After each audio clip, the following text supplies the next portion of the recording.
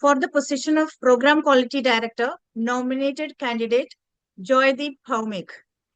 Would you like to begin with an opening statement or shall we proceed directly to the questions? Please proceed to the questions. Then I'll have a closing remark. Time. The PQD role is often perceived as a lightweight position within the trio. What is your strategy for making it more impactful in achieving district goals? I think it is the core of the district. When we talk about the member retentions and the quality, it is ultimately the program quality director. I don't see it as the lightweighted. I rather see it's the most heavyweight because the challenges and the techniques comes from the program quality director's office. Be it the trainings that the district officers need, be it the training that the club officers need, be it the contest cycles, be it all the training materials comes from program quality director. That's the aspect of training. Then we move to the impact that it is going to create. If we have good trainings, good quality meetings, that's where the member experience continues, and that's where member want to continue the journey in Toastmasters.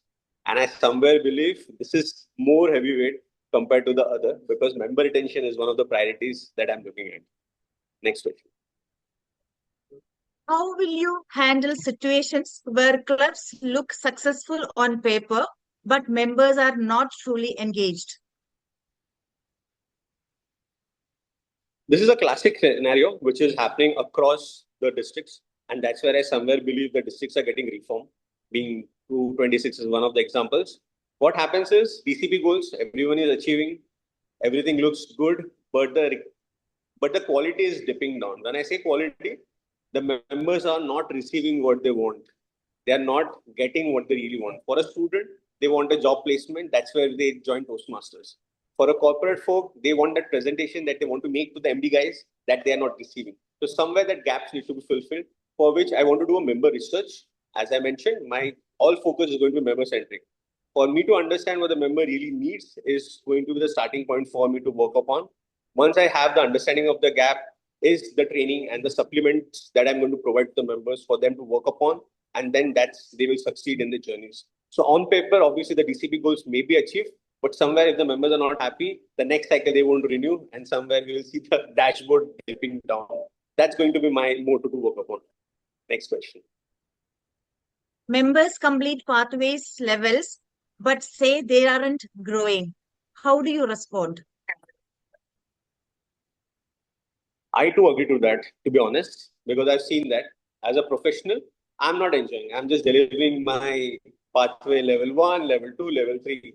But is it impacting my professional life? I don't think so. I'm not getting promoted. So that's the gap that I'm seeing.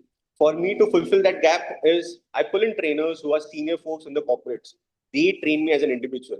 I learn from them how to deliver, work on my projects. Parallelly, picking up those pathways that are aligned with my corporate life that will help me progress in my professional journey. That's where the gap can be seen. And somewhere that will help the members also be interested, stuck together, what they want to deliver. Because if I'm just fulfilling my pathways, we will only reach the DCP goals of the club, but not as a professional journey that they really intend to being part of Toastmasters. Next question. How do you ensure recognition of member achievement feels meaningful, not just ceremonial? Wow. To be honest, it is not just a certificate or just a huge round of applause in a room of 50 odd district officers applauding the member for what they have done. Achievement feels proud and valued when there's an impact on that individual's personal life.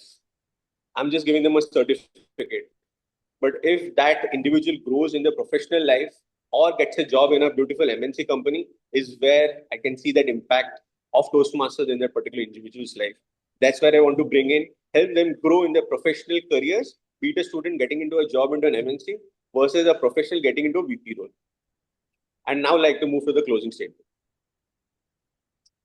Thank you for the opportunity. I stand before you as a strong believer in the core values of Toastmaster: integrity, respect, service, and excellence. In a reformed District 226, when three districts coming together, this is not just a transition, it's a responsibility. A responsibility to build trust, to listen with respect to every voice, to lead through service, and to pursue excellence in everything we do. I believe leadership is not just position, it's about consistency in